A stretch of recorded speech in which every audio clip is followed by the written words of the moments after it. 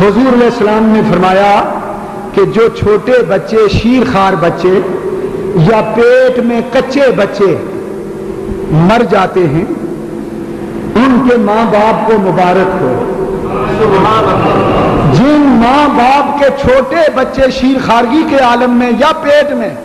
مر جائیں، وہ بچے قیامت کے دن خدا سے جھگڑا کر کے ماں باپ کو بخشوا لیں گے۔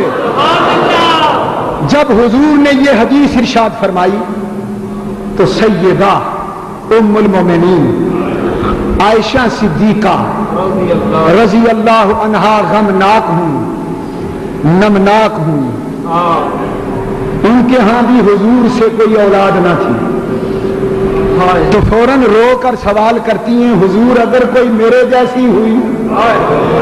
جس کا بچہ ہی کوئی نہیں، ہوا ہی نہیں،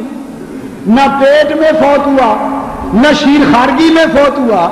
تو جن کا بچہ ہی کوئی نہیں ان کا کیا بنے گا؟ فرمایا ان کو میں بخشواؤں گا،